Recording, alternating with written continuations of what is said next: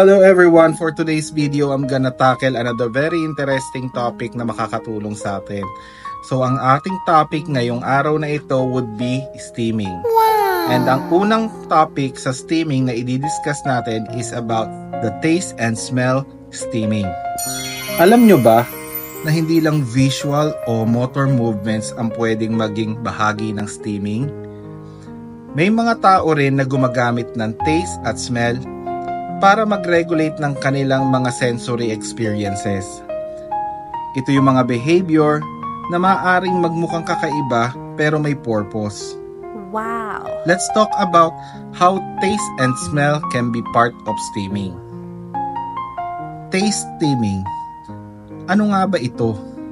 Ang taste steaming ay kapag paulit-ulit na tinatry ng isang tao ang isang partikular na pagkain o lasa o kaya hinihigop nila ang isang bagay ng paulit-ulit. This could mean chewing on objects like ballpen, clothing, or certain food items even if they are not hungry. Why does it happen? Some people find comfort in certain tastes. For some, the sensory input from specific flavors helps them calm down, focus, or even feel safe.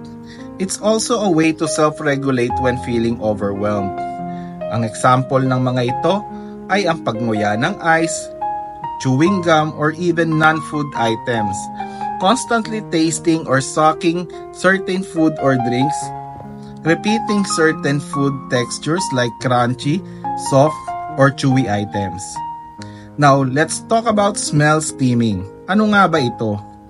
Ang smell steaming ay kapag ang isang tao ay paulit-ulit namang inaamoy ang isang bagay, pagkain, o object para mag-regulate ng kanilang sensory input. Ito ay isang paraan ng pag-cope sa sensory overload o kaya naman stress. Bakit nga ba ito nangyayari? Just like with taste steaming, some people are comforted by certain smells. A specific sense can trigger positive memories and help them calm down or provide sensory relief. Kaya naman, they might engage in smelling repetitive items for the soothing effect.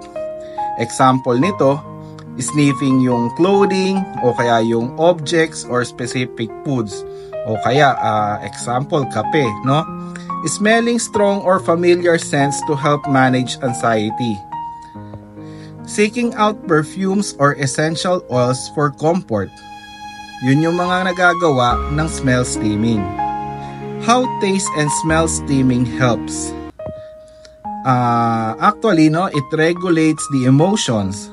Taste and smell can be more calming, especially for those who feel overwhelmed by loud noises or bright lights. It's a way to self-soothe or focus their attention. For some, engaging in taste or smell steaming helps them concentrate. It's a way to filter out distraction and feel more centered. Also, comfort and security. Certain taste and smell can create a sense of security, especially for people who find the world too sensory stimulating. Ang tanong, is it a problem? Hindi lahat ng steaming behavior ay nagiging problema.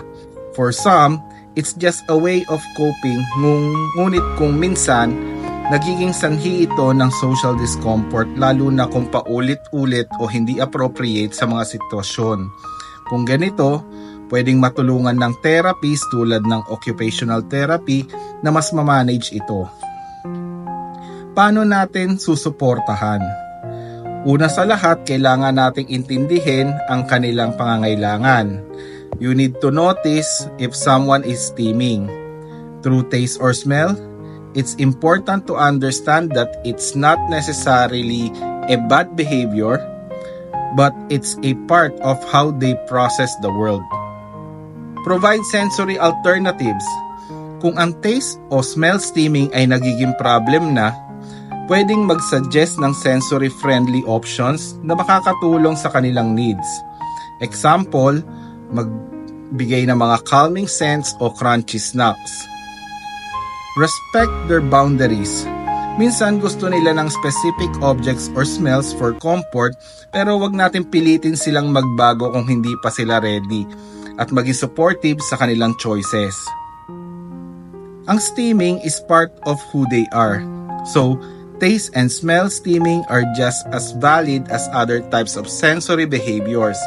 It's simply another way that some people process, manage, and cope with the overwhelming world around them.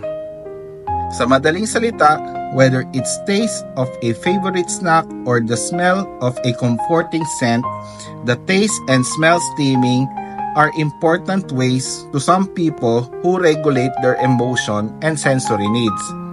Understanding these behaviors help create a more inclusive and supportive environment for everyone. So I hope maintindihan natin ang mga taong nag-undergo ng taste and smell steaming, at hanggang dyan na lang muna ang video natin. Watch out for more videos about steaming. Thank you!